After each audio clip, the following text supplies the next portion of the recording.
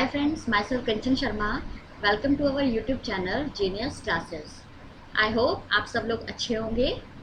आज मैं आपके लिए बिजनेस लॉ के कुछ इम्पॉर्टेंट क्वेश्चन लेकर आई हूँ जो आपके एग्जाम पॉइंट ऑफ व्यू से बहुत इम्पॉर्टेंट है। ठीक है, चलिए फिर स्टार्ट करते हैं।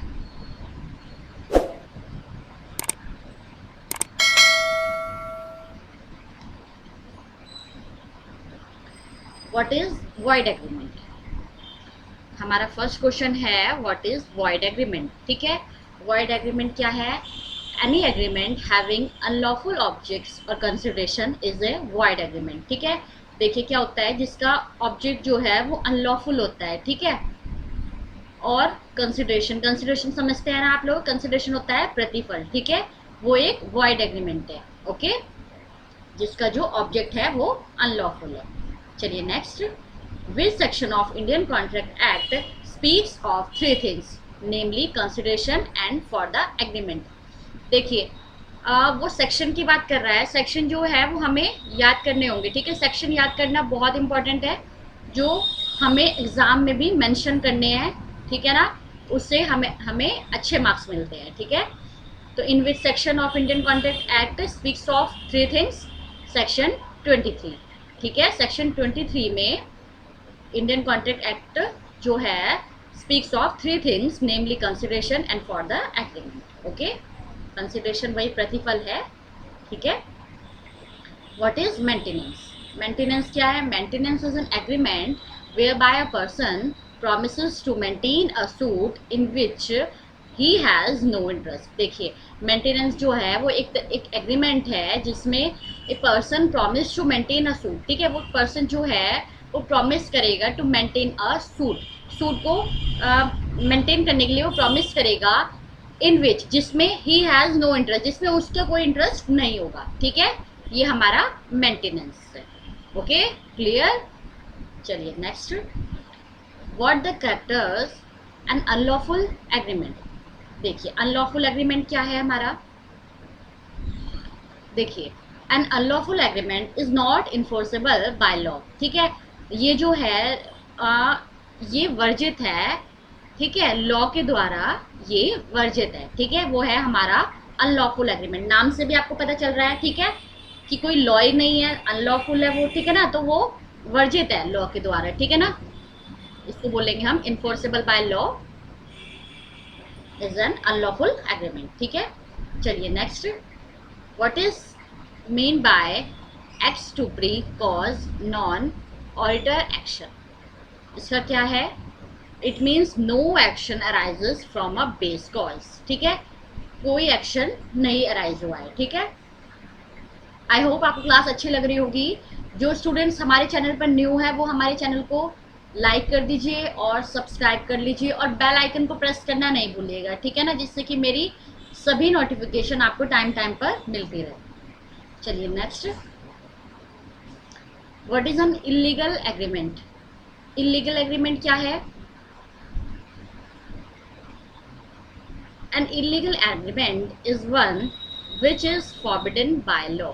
ठीक है, जो लॉ के द्वारा फॉरबिडन है, मतलब निषेध है। ठीक है, वर्जित है, वो हमारा इलीगल एग्रीमेंट है। Okay, clear? चलिए नेक्स्ट क्वेश्चन पे चलते हैं। State any one example of illegal agreement. देखिए एग्जांपल पूछ रहा है वो हमसे। एग्जांपल में ना हम कुछ भी दे सकते हैं। ठीक है, अपनी तरफ से कुछ भी दे सकते हैं, लेकिन जिसकी कुछ सेंस बन रही होगी। जैसे कि an agreement to commit a murder. ठीक है, एक एग्रीमेंट हुआ है टू कमिट अ मर्डर, आपको लगता है ये लीगल है? ये लीगल नहीं है। ठीक है, इसलिए ये इलीगल एग्रीमेंट है। ठीक है, कमिट, मर्डर कमिट करना, ठीक है, उसके लिए एग्रीमेंट बनाया जा रहा है, ये हमारा इलीगल है। ओके, चलिए next, which section of the contract act specify agreement in restraint of marriage? देखिए मैरिज पर रोक लगा दी गई है। रेस्ट्रेंट ऑफ मैरिज जो है, मैरिज पर रोक लगाई है। कौन से सेक्शन में होता है ये? सेक्शन 26।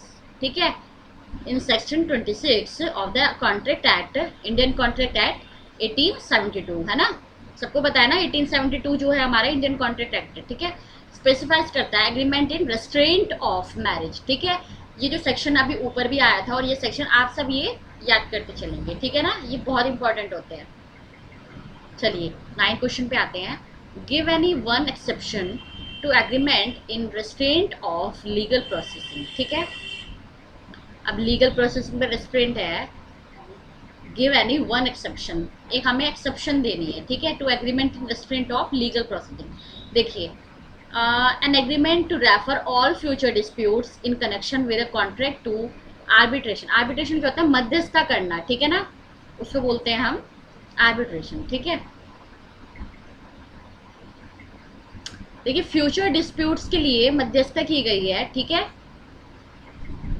ये है रेस्ट्रेंट ऑफ लीगल प्रोसीडिंग का एक्सेप्शन है ये, ठीक है। और जो है सेकंड है an agreement to refer all present dispute, जो प्रेजेंट पे डिस्प्यूट चल रहे हैं उनके लिए आर्बिट्रेशन किया गया है, उनके लिए मध्यस्थता, ठीक है। ये जो है वो एक्सेप्शंस है हमारी, ठीक है। तो आप कोई भी एनी वन एक्सेप्शन दे सकते हैं, ठीक है। चलिए mention any one case under which consideration is object become unlawful. देखिए कौन से कंसिडरेशन जो है और ऑब्जेक्ट या कोई ऑब्जेक्ट है वो बिकम बन जाएगा अनलॉफुल, ठीक है, वो हमें केस बताना है। तो क्या है केस, फॉरबिडन बाय लॉ, ठीक है, जो लॉ के द्वारा ही फॉरबिडन है, जो लॉ के द्वारा ही वर्जित है, ठीक है, वो कंसिडरेशन या फिर वो ऑब्जेक्ट जो है हमारा वो अनलॉफुल बन गया, ठीक है। मीन्स जब लॉ ही हमारे साथ नहीं है, जो लॉ हमें कह रहा है हम उसको ही एग्री नहीं कर रहे हैं, तो ये हमारा अनलॉफुल हो गया, ओके। चलिए आज की क्वेश्चन यहीं तक ही है। आई होप आपको आज की क्लास अच्छी लगी होगी। जो स्टूडेंट्स, मैं फिर से कह रही हूँ, जो स्टूडेंट्स हमारे चैनल पर न्यू है वो हमारे चैनल को सब्सक्राइब कर लीजिए, ठीक है, और बेल आइकन को प्रेस कर लीजिए। चलिए आज के लिए इतना ही, बाय बाय, टेक केयर।